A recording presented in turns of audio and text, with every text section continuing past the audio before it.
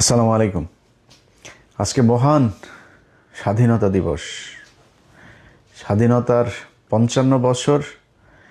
এই ৫৫ বছরে কে কতটুকু স্বাধীন, কতটুকু স্বাধীনতা আপনি ভোগ করছেন, এটা আপনি নিজেরে প্রশ্ন করেন। প্রশ্ন করলে বোঝা যাবেন যে এই স্বাধীনতায় আপনাকে কতটা আপনার প্রতিদিনের জীবনযাত্রার যে মান সেখানে কতটা উন্নয়ন করতে পেরেছে, এটা নিজেরা জিজ্ঞেস করেন।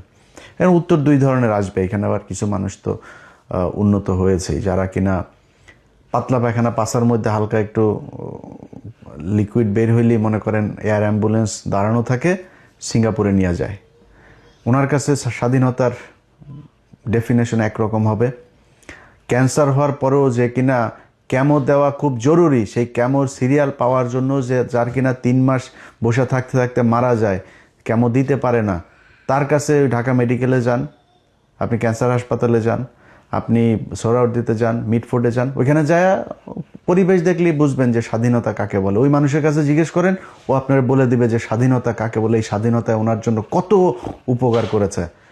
আজকে বাংলাদেশের যেটুকু অর্জন শুধুমাত্র একটা জায়গায়, সেটা হচ্ছে প্রবাসীরা দেশের বাইরে থাকে, এরা কিছু ডলার পাঠায়। এই ছাড়া বাংলাদেশের কোনো অর্জন নাই, কোনো জায়গায় কোনো অর্জন নাই।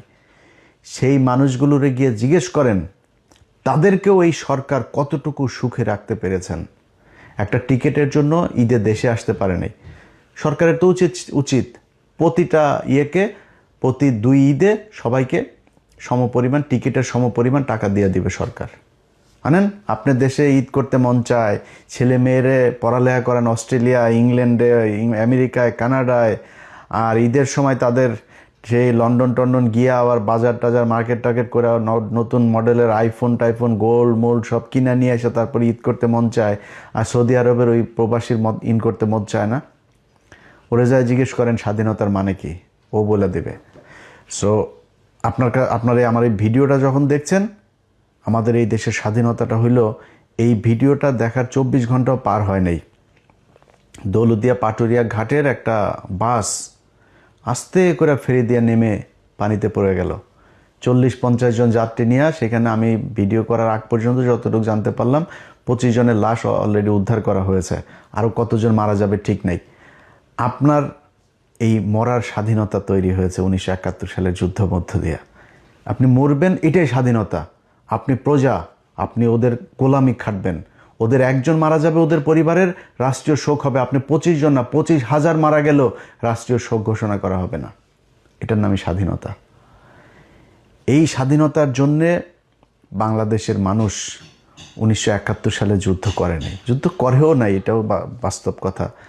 এখন আপনি ওদেরকে বলবেন, ধরেন স্বাধীনতা এই যে এটা নিয়ে যে বিশাল আকারে সবচেয়ে বেশি করে আওয়ামী লীগকে জিজ্ঞেস করেন, তোর আব্বা বলেছিল তাজউদ্দিন নাকে তেল দিয়ে ঘুমাও, 27 তারিখ হরতাল। 1971 সালে 27 তারিখ হরতাল হওয়ার কথা ছিল।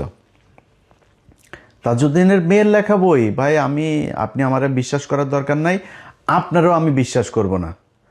সো আমরা 71-এর ওগুলো নিয়েই, যারা ওই সময়ের মানুষ তাদের কথা যা বলেছে তাদেরকে নিয়েই শুনবো। এই শেখ মুজিব সেদিন পাঞ্জাবি ইস্ত্রি করে সুটকেস গুছায় তারপরে পাকিস্তানিদের সাথে চলে গিয়েছিল। এই মুক্তিযুদ্ধের ইতিহাস নিয়ে শেখ মুজিবকে বানানো হয়েছে জাতির পিতা, আর জিয়াউর রহমানকে বানানো হয়েছে স্বাধীনতার ঘোষক। জিয়াউর রহমান স্বাধীনতার ঘোষক ছিল, এটা সত্যি কথা, কিন্তু এইটারও আবার আওয়ামী লীগ মিথ্যা বানিয়েছে। অতএব এই ইতিহাসের কোনোটাই সত্যি না। সত্যি যে ইতিহাস, সেটা যদি নাকি করতে চাইতো তাহলে 55 বছরে করা সম্ভব ছিল। প্রতি বছর একটা মন্ত্রণালয় করা হয়, বালযুদ্ধ মন্ত্রণালয়। এই বালযুদ্ধ মন্ত্রণালয়টাকে আপনার একজন মন্ত্রী দেয়, প্রতিমন্ত্রী, উপমন্ত্রী, সচিব, উপসচিব, যুগ্ম সচিব, সচিব দিয়া বিশাল একটা অফিস নিয়ে সচিবালয় তারা দখল করে আছে। সেই মুক্তিযোদ্ধা মন্ত্রণালয় 55 বছরে আজ পর্যন্ত আমাদেরকে বলতে পারে নাই কতজন মানুষ মারা গিয়েছিল, কতজন মুক্তিযোদ্ধা, কারা আসল মুক্তিযোদ্ধা, কারা আসল রাজাকার, কিচ্ছু না। এটা একটা ব্যবসা। এই ব্যবসা করে বিএনপি আসলে বিএনপি খায়, আওয়ামী লীগ আসলে সবচাইতে ব্যবসা করে খায়। এই ব্যবসা করার জন্যই এই মুক্তিযোদ্ধাটাকে আমাদের সামনে এইভাবে দাঁড় করায় রাখা হয়েছে। আর পাকিস্তানের সাথে আমাদের সম্পর্কটা সারা জীবন যেন খুব খারাপ থাকে এই ধরনের। এই জন্য গাঁজাখুরি এক গল্প, 2 লাখ আপনার এই মহিলাদেরকে করা হয়েছে, রেপ করা হয়েছে। ওরে বাবা রে বাবা, পাকিস্তানিরা তোমাদেরকে চোদে না, সরি লাগায় না তোমাদেরকে। তো ওইখানে আরেক হলো কি 30 লাখ মানুষকে হত্যা করেছে। এই 2 বাল দিয়া মানুষকে বিশাল আকারে একটা ইয়ের মধ্যে ফেলে রেখেছে। এটার কারণ কি? এটার কারণ হলো বাংলাদেশ যেন সারা জীবন ইন্ডিয়ার পায়ের তলে থাকে, কোনোদিন পাকিস্তানের সাথে ভালো সম্পর্ক না হয়, ইন্ডিয়ার ওই পাশে যেন না যাইতে পারে কোনোদিন। যাই করবে, আপনার পররাষ্ট্রনীতি, আপনার অর্থনীতি, আপনার সংস্কৃতি যা যা আছে সব কিছু কন্ট্রোল করবে ইন্ডিয়া। এই জন্যই আমাদেরকে এইভাবে ধরে রাখা হচ্ছে। ভাই 1947 সালে 2 পাকিস্তানের 1000 মাইল দূরে যখন ভাগ করে দিয়ে গিয়েছে না ব্রিটিশরা ওই সময় 2 পাকিস্তানের আলাদা করে দিয়ে গেছে। পৃথিবীতে এমন কোনো দেশ নাই যে 2টা দেশ এরকম ভৌগোলিক ইয়ের মধ্যে না থেকে আলাদা থেকে কোথাও আছে। পৃথিবীতে কোনো দেশে কোনো জায়গায় আছে আপনি বলেন আলাদা একসাথে? কেউ নাই। তো বাংলাদেশ আর পাকিস্তান কেমনে থাকবে? টুডে টুমোরো তারা আলাদা হইতই, এটা একদম বাস্তবতা। এর বাইরে আমরা কখনোই যাইতে পারতাম না। এক সময় না এক সময় বাংলাদেশ স্বাধীন হয়ে গিয়েছে 1968 সালে, যখন শেখ মুজিব জায়া রয়ের সাথে আগরতলায় গিয়ে বৈঠক করেছে। পাকিস্তানিরা দয়া করে ওরে মাফ করে দিয়ে, ওরে তো ওই সময় ঝুলাই দেওয়া দরকার ছিল, ওরে মাফ করে দিয়ে তারপরেও চেয়েছে একসাথে থাকতে। তারপরেও কন্টিনিউয়াসলি এই পাকিস্তানিদের সাথে যুদ্ধ, পাকিস্তানিদের লোকজনকে মারা, পাকিস্তানি মহিলাদেরকে রেপ করা। শেখ মুজিব আরে বেটা ইতিহাস পড়তে হইলে মানে নিয়ে তর্ক করতে হইলে কারোর সাথে তর্ক করবি কোনো বিষয় নিয়ে, ন্যূনতম জানবি তো। আমার যদি এখন মেডিকেল টার্ম নিয়ে কথা বলতে পারি, আমি তো টার্মের কোনো কিছুই জানি না। এখন তুই যদি ইতিহাস নিয়ে কথা বলতে চাস, মিনিমাম তোর আব্বা যে বই লিখে গিয়েছে তোরা দাবি করিস, এটার নাম কি? অসমাপ্ত আত্মজীবনী।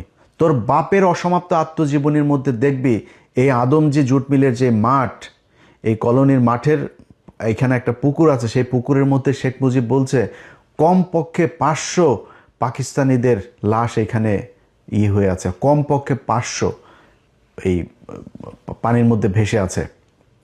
এইভাবে পাকিস্তানিদের সাথে তিলে তিলে তিলে তিলে বাংলাদেশিদের করা হয়েছে। পাকিস্তানিরা আমাদের কিচ্ছু দেয় নাই, পাকিস্তানিরা আমাদেরকে সব জায়গায় শোষণ করে রেখেছে, পাকিস্তানিদের সাথে পাকিস্তানিরা আমাদেরকে দিয়ে কাজ করিয়ে সব নিয়ে গিয়েছে, এখানে কিচ্ছু করে নাই। বেটা পাকিস্তান গিয়েছে আজকে 55 বছর। এই 55 বছরে পাকিস্তান আদমজি জুট মিল দিয়ে গিয়েছে, আদমজি জুট মিল বন্ধ হয়েছে। নিউজ প্রিন্ট কাগজ মিল দিয়ে গিয়েছে, নিউজ প্রিন্ট কাগজ মিল বন্ধ হয়েছে। এই যে বিশ্ববিদ্যালয়গুলো, ঢাকা বিশ্ববিদ্যালয়ের বেশিরভাগ ফ্যাকাল্টিগুলো, ডিপার্টমেন্টগুলো পাকিস্তান করে দিয়ে গিয়েছে, বেশিরভাগ বিভাগ। রাজশাহী বিশ্ববিদ্যালয় পাকিস্তানের করা, রংপুর মেডিকেল এবং রংপুর বিশ্ববিদ্যালয়, সিলেট ওসমানী মেডিকেল পাকিস্তানের করা, ময়মনসিংহ মেডিকেল পাকিস্তানের করা, চিটাং মেডিকেল পাকিস্তানের করা, এই যে কমলাপুরটা পাকিস্তানের করা, এই যে সংসদ ভবনটা পাকিস্তানের করা। স্বাধীনতার অর্জনের মাত্র 2 বছর আগেও যখন খুব তিক্ত সম্পর্ক, তখনও পাকিস্তানিরা এখানে জাহাঙ্গীরনগর বিশ্ববিদ্যালয়টা করে গিয়েছে 1969 সালে। গুগলে সার্চ দিয়ে দেখ এই জাহাঙ্গীরনগর বিশ্ববিদ্যালয় কবে প্রতিষ্ঠিত হয়েছে। সবগুলো বিশ্ববিদ্যালয় দিয়ে সার্চ দিয়ে দেখবি যে যেই 23 বছরের বঞ্চনা গাঞ্ছনার ইতিহাস এগুলি শোনায় এই বালের কথা, এই পাকিস্তানিরা এই 23 বছরে এই জিনিসগুলো করে দিয়ে গিয়েছে। যদি না হইতো বালটাও হইতো না। 1974 সালে খালি এই চারুকলাটা হয়েছে, এর বাইরে আজ পর্যন্ত না হয়েছে কোনো নতুন বিশ্ববিদ্যালয়, না হয়েছে ফ্যাকাল্টি। এইটার নামই বাংলাদেশের স্বাধীনতা। এই বালের গান শোনায় ভাই আপনি বলবেন যে হ্যাঁ ওরা আমাদের শোষণ করার জন্য এখানে, এই জাহাঙ্গীরনগর বিশ্ববিদ্যালয় এখানে করেছে পাকিস্তানের লোক এসে পড়ার জন্য, তোর লোকেরা শিক্ষিত করার জন্য এগুলো বানিয়েছে, তারা করেছে এগুলো। এই যে পিজি হাসপাতালটা, এই পিজি হাসপাতাল, ঢাকা মেডিকেল হাসপাতাল লেখ, ওইখানে দেখবি যে পাকিস্তানি ডাক্তারদের কি অবদান, কি করে গিয়েছে তারা এই হসপিটাল। এটা তো 500 বেডের ছিল এক সময়, পরে 1800 বেড। এগুলো কারা করেছে? এই পিজি হাসপাতালের বঙ্গবন্ধু বিশ্ববিদ্যালয় কারা করেছে? পাকিস্তানিরা করেছে।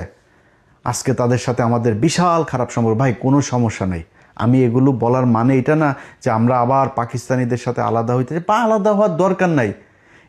আমেরিকার সাথে জাপানের আজকে মধুর সম্পর্ক, দক্ষিণ কোরিয়ার মধুর সম্পর্ক, ভিয়েতনামের মধুর সম্পর্ক। ভাই তাদের সাথে যুদ্ধ হয় নাই। আজকে আফগানিস্তানের সাথে রাশিয়ার সম্পর্ক ভালো, একসময় এরা যুদ্ধ করে স্বাধীন হয়েছে ওদের কাছ থেকে, আমেরিকায় আফগানিস্তানকে সাহায্য করেছে। এটাই কৌশল। যার যখন যাকে দরকার হবে, এই ইরানের সাথে রাশিয়ার সম্পর্ক খারাপ ছিল না, তারা আজকে রাশিয়ার কাছ থেকে সব সুযোগ সুবিধা নিচ্ছে না। আমাদের এই সুযোগ সুবিধা যেন আমরা নিতে না পারি, ভারতকে যাতে আমরা ওভারটেক করে কোথাও যাইতে না পারি, এই জন্য এই ধরনের এই গাঁজাখুরি গল্প সব জিয়ে রাখা হয়েছে, যেন পাকিস্তানিদের সাথে আমরা কোনোভাবে কোনো সুযোগ সুবিধা, কোনো চুক্তি, কোনো কিছু করতে না পারি। ভাই, পাকিস্তান আলাদা, আমরা আলাদা। আমি আমার কাজে পাকিস্তানকে কাজে লাগাবো, পাকিস্তান পাকিস্তানের কাজে আমাকে কাজে লাগাবে। এইভাবেই চলতে হবে। এখন যদি নাকি আপনি বলেন যে ভারতের সাথে আমাদের যে সম্পর্ক, ভারত হলো আমার ভাই, ভারত কয়দিন আগে আমাদের তেল দিয়েছে, তেল নাকি কার বলতে গেলে আবার মুখ খারাপ হয়ে যায়, বুঝছেন, আমি কন্ট্রোল করতে পারি না। ওদের কার নাকি কোন দিক দিয়ে নাকি তেল দিয়েছে। আরে ভারত এখন তেল না, ভারত এখন আরও অনেক কিছু দিতে পারে, কারণ ভারতের এখন চিপার মধ্যে আছে, যেই কারণে ভারত এখন আমাদেরকে কোনো না কোনোভাবে একটা করতে হবে। কিন্তু ভারতের আসল চেহারা কি সেটা বুঝবি, সেটা বুঝতে হলে চল একজন একটু বক্তব্য শুনি তোদের ভারতের আব্বার। ভারত আর হাত গুটিয়ে বসে থাকতে রাজি নয়। তারেক রহমানের দেশে ফেরা এবং প্রধানমন্ত্রী হওয়ার নেপথ্যে ভারতের একটি বড় পরিকল্পনা ছিল, আগেই বলেছি। কথা ছিল আওয়ামী লীগের বিরুদ্ধে কোনো প্রতিশোধমূলক রাজনীতি হবে না এবং উগ্র মৌলবাদী শক্তি, বিশেষ করে জামাতের প্রভাব নিয়ন্ত্রণ করা হবে। কিন্তু প্রধানমন্ত্রী হওয়ার পর থেকেই তারেক রহমানের ভোল বদল শুরু হয়েছে।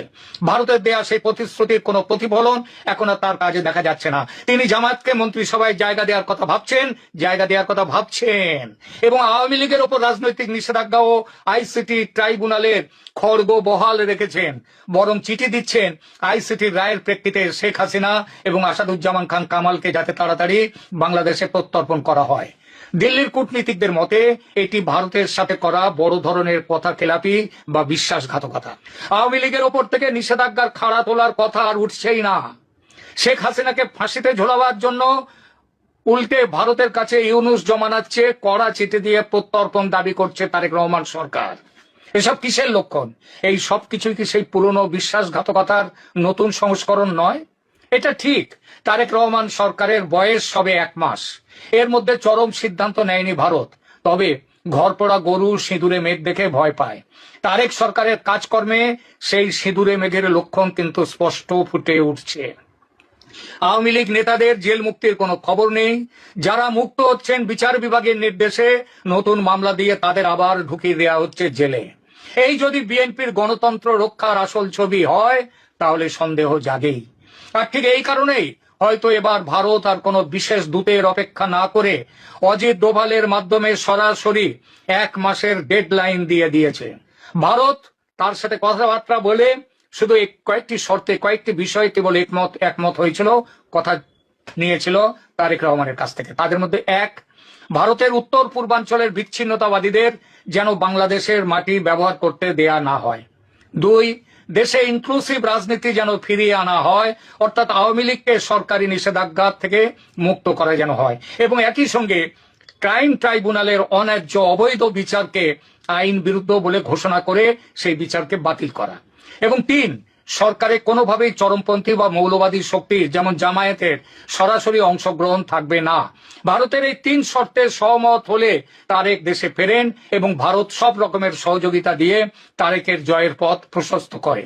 কিন্তু প্রধানমন্ত্রী হওয়ার পর তারেক রহমান কি সেই 2004 সালের মতোই ভারতের বিশ্বাস ভাঙতে চলেছেন? ভবিষ্যতের পথ নিষ্কণ্টক রাখতে শেখ হাসিনার দেশে ফেরা বন্ধ করো, মৃত্যুদণ্ড বহাল রাখো, আওয়ামী লীগকে নিষিদ্ধ রেখে দাও, রাজনীতিতে যেন ফিরতে না পারে আওয়ামী লীগ, যাতে আমেরিকার দালালি করবার জন্য বাংলাদেশ অনন্তকাল তৈরি হতে পারে।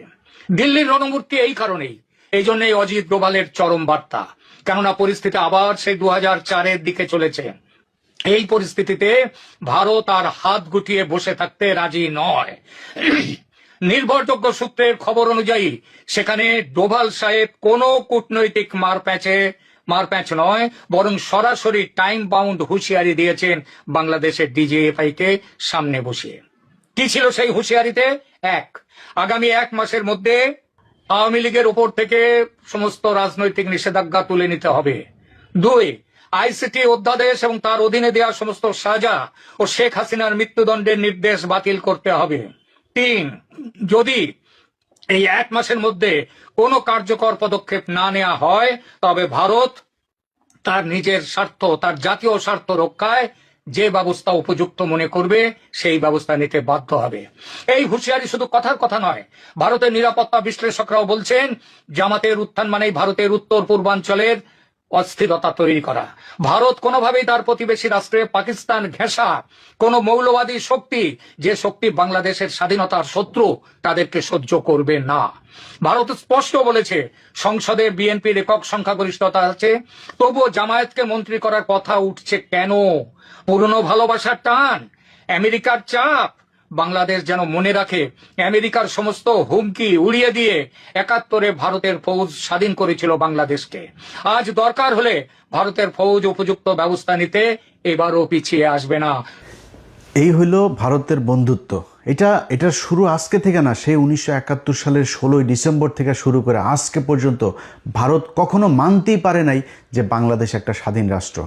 তারেক রহমান তার কথা না শুনলে সে এখানে সোলজার পাঠায়, সোলজার পাঠা, তোরা সোলজার পাঠা, বাংলাদেশে পাঠা, ইস্ট পাকিস্তান ওয়েস্ট পাকিস্তান, দুই পাকিস্তান মিলা বাম্বু লাগাবে, পাঠা তোরা, যদি ক্ষমতা থাকে তাহলে বাংলাদেশে সোলজার পাঠা, ন্যাংটা বানায় ছেড়ে দিবে।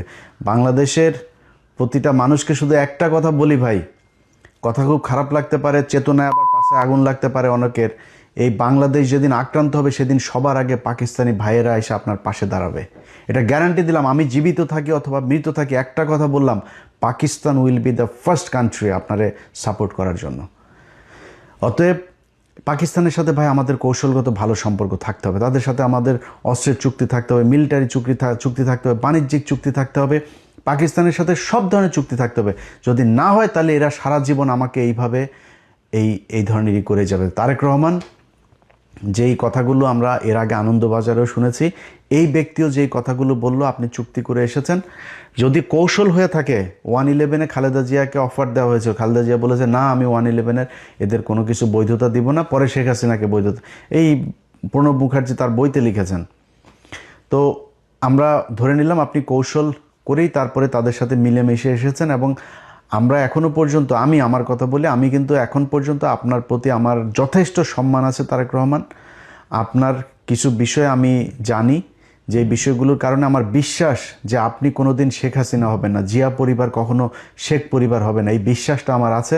এবং আপনি ঠিক সময় মতো, বিশেষ করে গত 2 দিনে জেনারেল মাসুদ এবং জেনারেল ওর আরেকজন কি মামুন খালেদ, দুইজনকে ধরার পরে আমার ভেতরে সেই বিশ্বাসটা আরও বেশি জন্মেছে যে আপনি এক এক করে সব কটাকে ধরবেন। এবং আপনারা একটা জিনিস বলে রাখি, তারেক রহমান, পৃথিবীতে কেউ সারা জীবন বাঁচে না, আপনাকে যেতে হবে, আমাকেও যেতে হবে। যদি সারা জীবন মানুষের মনে থাকতে চান আপনার বাবার মতো, তাহলে শুধু একটা কথা বলবো যে কিচ্ছু করার দরকার নেই ভাই। আপনি দুর্নীতি করেন, টাকা পয়সা নিয়ে লন্ডনে পাঠান, আপনি আবারও আপনি এই আওয়ামী লীগের মতো করেই প্রচুর টাকা পয়সা নেন, কোনো সমস্যা নেই ভাই। খালি ইন্ডিয়ার বিরুদ্ধে আমাদের একটা জায়গায় দাঁড় করায় দিয়ে যাবেন, যেটা আমরা ইউনুসের কাছে চেয়েছিলাম, ইউনুস করে নাই। আপনার কাছে আমাদের প্রত্যাশা থাকবে এই কাজটা খালি করে দেন। আপনার যে কোনো বিপদে, এই দেশের যে কোনো বিপদে বাংলাদেশের 18 কোটি মানুষ এক হয়ে আপনার পাশে দাঁড়াবে। ভারতে আসতে দেন, দেখি ওরা আমাদেরকে কি করে নিয়ে যায়। খালি আমাদের কিচ্ছু লাগবে না ভাই, আমাদের খালি এই আপনার এই আকাশ নিরাপত্তা ব্যবস্থাটা আমাদের করেন, যাতে আমরা আমাদের ইন্টারসেপশনের এই কাজগুলো যাতে আমরা খুব ভালোভাবে করতে পারি। ওদের আকাশ দিয়ে যদি ওরা আমাদের কিছু করতে না পারে, ওরা মাটিতে নামে আমাদের কিছু করতে পারবে না। সারা জীবন যুদ্ধ করলেও ইন্ডিয়ানরা আমাদের সাথে যুদ্ধ করে পারবে না, এই সাহস ওদের নাই। আর সেই সাথে আমাদের যা লাগে, অস্ত্র লাগে, যা লাগে, সেটা ভাই আপনাদের মানে এই আল্লাহকে সাক্ষী রেখে বললাম, যদি পাকিস্তান সবার আগে আপনার পাশে না দাঁড়ায় এসা, আমি যদি জীবিত থাকি সেদিন আমার জুতার গলা নিয়ে আপনাদের সামনে এসে হাজির হব। অতএব এরা যেই হুমকি ধমকি যা দিচ্ছে, আপনি এটাতে বিচলিত না হয়ে আপনার ওদের সাথে আপনাকে চোখে চোখ রেখে একটা পর্যায়ে গিয়ে কথা বলতে হবে। আপনার যতটুকু কৌশল অবলম্বন করা দরকার আপনি করেন, কোনো সমস্যা নাই। আপনাদের সামনে ভিডিওতে আজকে আমি কথা দিলাম যে বাংলাদেশ যদি ভারতের সাথে যুদ্ধ হয় এবং এই বর্তমান সরকার যদি বাংলাদেশের মানুষের পক্ষে থাকে, আমি যদি নাকি ওই দিন ফ্লাই করে বাংলাদেশে না যাই, তাহলে আমার সারা জীবন আপনি যা মনে চায়, ভীতু, কাপুরুষ, খারাপ, বজ্জাত, মানে বেঈমান, মুনাফেক, যা মনে চায় বলেন, সেদিন যদি আমি দেশে না যাই। কিন্তু ওই সরকারকে, আমার দেশের ওই সময়ের সরকারকে ইন্ডিয়ার বিরুদ্ধে যুদ্ধে অংশ নিতে হবে। অতএব আপনার যেই এই ভারত যে হুমকি আপনাকে দিয়েছে, এইটাতে আপনি তোয়াক্কা না করে আপনি বাংলাদেশের মানুষের যে চাওয়া পাওয়া, বাংলাদেশের মানুষ, প্রতিটা মানুষ এক একজন সোলজার, যদি প্রয়োজন হয় আমাদেরকে প্রশিক্ষণ দেন, যা প্রয়োজন, যত টাকার, আমরা না খেয়ে বাংলাদেশের মানুষ ঘরের থালা বাটি বিক্রি করে আপনাকে টাকা দিবে, কত টাকা কত ডলার লাগবে, কি অস্ত্র কিনতে হবে, আপনি সেগুলো কিনে এই দেশের মানুষের নিরাপত্তার ব্যবস্থা করেন। বিশেষ করে এই আপনার ইন্টারসেপ্টরের যে এইটাকে আপনাদের করতে হবে, কারণ তাদের যেহেতু যুদ্ধ বিমান, তাদের মিসাইল আছে, তাদের ড্রোন আছে, সো এই জিনিসগুলোর জন্য কি করা দরকার সেটা যার সাথে চুক্তি করতে হয়, পাকিস্তানের সাথে করতে হোক, চীনের সাথে করতে হোক, তুরস্কের সাথে করতে হোক, আমেরিকার সাথে করতে হোক, রাশিয়ার সাথে করতে হোক, যার সাথে মনে চায় করেন, করে আমাদের এই নিরাপত্তার ব্যবস্থা করেন। মাটিতে নেমে যখন ওরা যুদ্ধে নামতে আসবে, ওইটার সাথে বাংলাদেশের মানুষ ফাইট করবে, সেটার জন্য আমাদের প্রশিক্ষণ দেন, যা প্রয়োজন সেটা করেন, এই দেশের মানুষ জীবন দেওয়ার জন্য প্রস্তুত। আমরা অন্তত গত 15 বছরে এরকম একটা প্রজন্ম তৈরি করেছে, যে প্রজন্মটা এই দেশে ভারতের বিরুদ্ধে যুদ্ধ করে শহীদ হওয়ার জন্য মুখিয়ে আছে। কে বিএনপি করে, কে জামাত করে, কে কোন দল করে, চরমনাই করে না কি করে, ইন্ডিয়ার প্রশ্নে সবাই এক। অতএব আপনি সেটা করেন। আমাদের কিছু কিছু মানুষজন আছে যারা এখনো পর্যন্ত পাকিস্তানের সাথে আমাদেরকে একটা দ্বন্দ্ব বাধায় রাখার জন্য একটাই করে, ভাই 26শে মার্চ আমরা স্বাধীনতা দিবস, ওকে 16ই ডিসেম্বর ইন্ডিয়া তাদের কাছ থেকে লিখে নিয়ে গিয়েছে, আমাদের কারো আসতে দেন, ওকে, তারপরে ভাই আলাদা হয়ে গিয়েছে, দ্যাটস এনাফ, এটা ওভার, এখন আমরা দিনগুলো পালন করব, ঠিক আছে, গুতাগুতির দরকার নাই তো। পাকিস্তানের গুতায় কি পাকিস্তানের কাছ থেকে আপনি টাকা নিতে পারবেন? পাকিস্তান আপনার এখানে না আসলে পাকিস্তানের কি হবে? পাকিস্তানের ল্যান্ডের অভাব আছে? আমার মেয়ে 1,44,000 বর্গ কিলোমিটার, ওর 6,80,000 না কত হাজার বর্গ, আমার চাইতে এরকম 5টা রাষ্ট্রের মতো ওর একটা দেশ, মানুষ আমাদের চেয়েও কম, তো ওদের আমাদের জায়গা দরকার আছে নাকি? আমার এখানে আছে কি? আছে কিছু বাংলাদেশে। এখন ওরা আমাদেরকে, এই কিছু মানুষজন আছে যেগুলো এই দ্বন্দ্ব বাধায় রাখার জন্য ইচ্ছাকৃতভাবে, দেখেন সবশেষ খেলাটার কথা বলে আপনাদের শেষ করি। সবশেষ খেলার ক্রিকেট খেলাটায় বাংলাদেশ 3টা ম্যাচ খেললো। 3টা ম্যাচের মধ্যে প্রথম ম্যাচে আপনার মেহেদী হাসান মিরাজ, সালমান আগা তাকে আউট করলো। দেখেন এই পাকিস্তান মাত্র কয়দিন আগে ভারতের সাথে যখন বাংলাদেশ খেলতে যাবে না ভারতে, একমাত্র পাকিস্তান এসে আমাদের পাশে দাঁড়াইলো, আর কেউ দাঁড়ায় নাই। অনেকে বলে হ্যাঁ পাকিস্তান তো পরে খেললোই, পাকিস্তান বলে লাভ হইলো কি, শুধুই ফাঁকা আওয়াজ দিল। আরে বেটা, ফাঁকা আওয়াজ তোর কোনো বাপ দিয়েছে? পাকিস্তান দিয়েছে। ওইটা দেওয়াতে লাভ হয়েছে না লোকসান হয়েছে সেটা বিসিবির যায় জিজ্ঞেস কর, তারপরে জানতে পারবি। পাকিস্তান তো দাঁড়াইছে ভাই, আমার পক্ষে কথা তো বলছে তারা। এর পরপর তারা সিরিজ খেলতে আসলো আমাদের এখানে, তো তারা তো বন্ধুর মন নিয়ে আসছে ভাই। বাংলাদেশের একটা মানুষ যদি ওইখানে পাকিস্তানে যায় না, দেখেন পাকিস্তানের মানুষ ওরে মনে হয় হারানো ভাই খুঁজে পাইছে। খাবারের বিল নেয় না, গাড়ির ভাড়া নেয় না, জোর করে বাড়িতে ঢুকায় নিয়ে যায়, নাস্তা খাওয়ায়, থাকতে জায়গা দেয়, এরকম অবস্থা। সেই দেশের একটা মানুষ, সে ব্যাটসম্যান যখন সালমান আগাও ব্যাটটা নিয়ে ও দৌড় দিয়েছিল বল আনার জন্য, বাট পরে রান নেয় নাই। সে ক্রিজের ঠিক পাশে, এরকম না যে সে ক্রিজের মাঝখান থেকে বলটা ধরেছে, ক্রিজের পাশে ব্যাটটা ফেললেই সে ক্রিজের ভেতরে, সে ব্যাট না ফেলা সে ওই বলটারে আটকাইছে, বলটা উঠায় সে মিরাজের হাতে দিতে গিয়েছে। ও মা, সে বলটা করলো কি, স্টাম্পে মাইরা মিরাজ এসে তাড়াতাড়ি করে চোরের মতো, একটা চোরের বাচ্চা, ফকিন্নির বাচ্চা এসে বলটা ভেঙে দিল। এরপরে আবার লাস্টের ম্যাচে আপনার করলো, এই যে ওর নাম কি, নাহিদ রানা, ওর মুখের অঙ্গভঙ্গি দেখে আমার মনে হয়েছে যে একটা গালি দিয়েছে, একটা বাজে গালি দিয়েছে। আমি ওর মুখের যে মুভমেন্টটা দেখেছি ওটাতে আমার মনে হচ্ছে একটা বাজে গালিটা দিলাম না এখানে, তো এই গালিটা সে দিয়েছে বিশাল, আরে বাবা বিরাট আকারে উত্তেজনা, মনে হয় ভারত পাকিস্তান খেলা হচ্ছে। আরে বেটা, তোর তো বোঝা উচিত, এই যে এখন গেছিস পিএসএল খেলতে, তোর বাপরাই তো নিল, তোর বাপের দেশেই তো গেলি পিএসএল এ, তোর বাপেরা তোদের দেশ থেকে, বাংলাদেশ থেকে 6টা প্লেয়ার নিয়েছে। আর আইপিএলে নিয়ে যাইতো সাকিব আল হাসান, পৃথিবীর শ্রেষ্ঠ একজন অলরাউন্ডার, সবচাইতে ধারাবাহিক একজন প্লেয়ার, ফর্মে থাকা প্লেয়ার, তারে নিয়ে সাইড লাইনের বাইরে দাঁড় করে রাখতো, পানি নেওয়াইতো তারে দিয়া। অপমান খালি নিত কেন? বাংলাদেশের দর্শকগুলোর নেওয়ার স্পন্সর আছে না, ওদের তো প্রোডাক্ট বিক্রি করতে হবে, বাংলাদেশের মানুষ দর্শক তো থাকবে না একজন না থাকলে, নিয়ে বসায় রাখতো। এটা করতো ইন্ডিয়া। আরে ভাই, ইন্ডিয়া আজকে সেই শুরু থেকে এখন পর্যন্ত সারা জীবন এই যে টেস্ট স্ট্যাটাস, সবার পরে তারা আমাদেরকে দিয়েছে এই যে টেস্ট স্ট্যাটাস খেলা, মানে না বাংলাদেশের থাকা উচিত না। এই যে এই সেবাগ, বীরেন্দ্র সেবাগ, এই শালা বলছিল যে বাংলাদেশের টেস্ট স্ট্যাটাস থাকার উচিত না। এরা ইন্ডিয়া খালি খেলা না, বাংলাদেশের প্রতিটা জায়গায় প্রতিটা সেক্টরে তারা সারা জীবন, এই যে কয়দিন আগে আপনার এই যে বাংলাদেশ থেকে আপনি দেখছেন না যে বাংলাদেশের মানুষজনরা এখন আর আসতে দিবে না, কারণ বাংলাদেশের মানুষ এখানে ওই আপনার ইয়েগুলো, এখানকার সরকারি যে সুবিধাগুলো আছে এই সুবিধাগুলো বেশি উপভোগে। যেমন ধরেন কারো মা অসুস্থ, বাবা অসুস্থ, তার ট্রিটমেন্টের জন্য এখানে আপনি ঘরে রাখলেও আপনারে কিছু টাকা দেয়। আপনার অনেক এরকম বাচ্চাদের জন্য চাইল্ড সাপোর্ট দেয়, অনেক ধরনের এই প্রণোদনা আছে, এগুলো দেয়।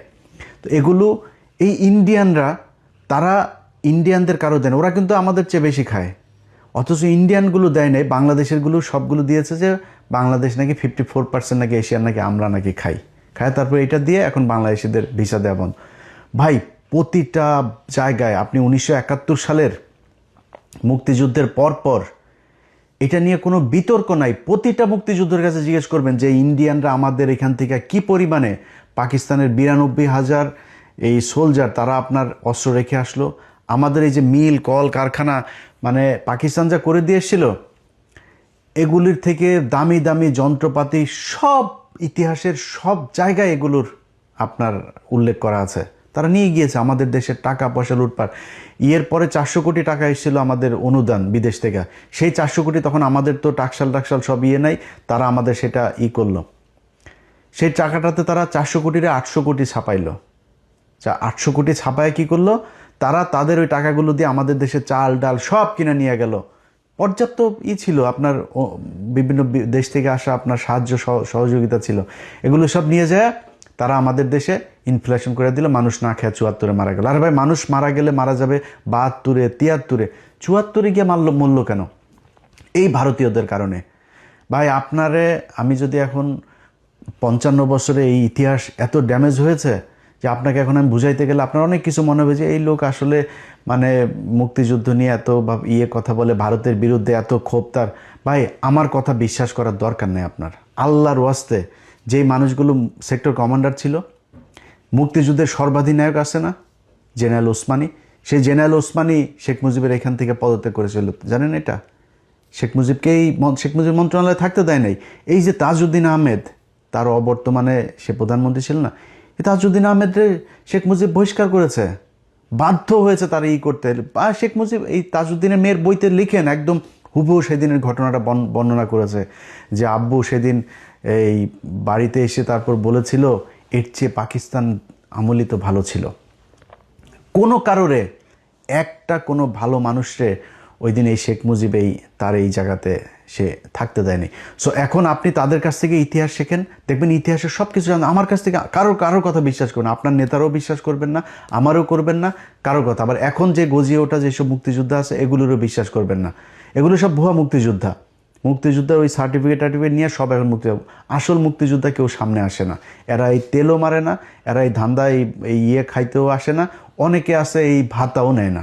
এরকম বহু মুক্তি আমার নিজের পরিবারে আছে। আমার আপন খালু, আমার খালার ছোট খালার হাজবেন্ড, আপন খালু মুক্তিযোদ্ধা। এইসব ইতিহাস এগুলো তার কাছ থেকে বহুত শুনছি ভাই। আপনার সেক্টর কমান্ডার আছে না, সেক্টর কমান্ডার সবচাইতে বড় সেক্টর 9 নম্বর সেক্টর খুলনা অঞ্চলের, এই 9 নম্বর সেক্টরের সেক্টর কমান্ডার আপনার মেজর জলিল। জানেন মেজর জলিল কোথায় মারা গেছিল? এটা জানেন কেউ?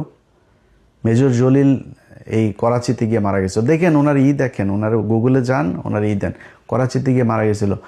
এই বাংলাদেশের প্রতি ঘৃণা, ইন্ডিয়ার প্রতি ঘৃণায় সেই দেশটায় থাকতে পারে নাই, সেই জীবনটা সেইখানে মারা গিয়েছে একজন সেক্টর কমান্ডার। আপনার কাছ থেকে আমি ইতিহাস শিখবো ভাই।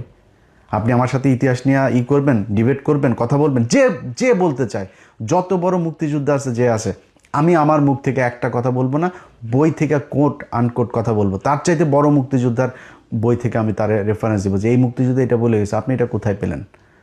আমার মুখ থেকে একটা কথা বলবো না, কে আছেন বলেন, আমি তার সাথে বসবো। অতএব এই মুক্তিযুদ্ধ নিয়ে ভাই আমাদের দেশের যে 2 লাখ মা বোনকে পাকিস্তানিরা লাগাইছে, বাল ফলাইছে, 30 লক্ষ মানুষকে পাকিস্তানিরা মেরে থয়ে গিয়েছে। ভাই এই ভগাস কথাবার্তা 55 বছর হয়েছে মুক্তিযুদ্ধ মন্ত্রণালয়ের, বলেন না কেন ঠিক করতে, জীবনও করবে না, কারণ সব মিথ্যা কথা। পাকিস্তানিরা কাউকে রেপ করে নাই, পাকিস্তানিরা কোনো মুসলমানকে হত্যা করে নাই। এই যে কয়দিন আগে এই আমেরিকাতে দেখছেন না 2 কংগ্রেসম্যান সব এই কারণেই। হ্যাঁ, হিন্দুদের সাথে যুদ্ধ হয়েছে, ভারতের সাথে পাকিস্তানের যুদ্ধ হয়েছে, হিন্দুরা তো এই দেশে গণহত্যা চালিয়েছে, গণধর্ষণ চালিয়েছে। তো এখন কি বলবেন এগুলোরও নিয়ে? এই যে 3 লাখ 30 লাখ 2 লাখ এগুলোর করেন না কেন? আমরা তো চাই কারা কারা ধর্ষিত হয়েছে, কাদের কাদের ইয়েতে পাকিস্তানের পয়দা হয়েছে, আমরা এটা দেখতে চাই। দেখান, বলেন, আপনাদের তালিকা নাই কেন? আপনারা এখনও করেন না কেন? যে মারা গিয়েছে তার তো আর মান সম্মান নাই, খুঁজে বার করেন দেখি। মুক্তিযোদ্ধা তো এখনও জীবিত আছে, খোঁজ নেন। নাম বলার দরকার নাই, কোনো নারীর নামও বলার দরকার নেই, এমনিতে আপনি সংখ্যাটা আমাদের জানান দেখি কোথায় কে করছে এইসব ভগাস কথাবার্তা। ভাই, আমার পাকিস্তানের সাথে আমি একও হব না, আবার পাকিস্তানের সাথে আমাদের মানে কোনো কিছু দিয়েও সম্পর্ক করার দরকার নেই। পাকিস্তানে আমার ভাই, আমি পাকিস্তানের ভাই, পাকিস্তান আর আমি, এই ভারত যতবার হুমকি দিবে ততবার পাকিস্তানের সাথে মিলে আমাদেরকে ভারতকে প্রতিহত করতে হবে সব দিক থেকে। ওর 7 সিস্টার থেকে শুরু করে খালিস্তান, ওইদিকে পাঞ্জাব, ওইদিকে কাশ্মীর, সবখানে পাকিস্তান বাংলাদেশ মিলে একসাথে ওদেরকে ধরতে হবে। এইটা যেদিন ঠিক করতে পারবেন, এই বাংলাদেশে কোনো সমস্যা থাকবে না। এই দেশের একটা উৎপাদন করতে, আর মোটরসাইকেল উৎপাদন করতে যাবেন, ভারতের সমস্যা। একটা আপনার ওই আলু আরেক দেশ থেকে আনতে যাবেন, তাদের সমস্যা। আপনি আপনার ওই করিডোর ইউজ করতে চাবেন, ভুটানে নেপালে একটা জিনিস পাঠাইতে, সে দিবে না। আপনার কিন্তু সব কিছু সে ব্যবহার করবে। সো এই বন্ধুত্ব তো আমার দরকার নাই ভাই। বন্ধুত্ব আমার সেই হবে যে আমার বিপদে পাশে থাকবে। সবাই ভালো থাকবেন, আল্লাহ হাফেজ।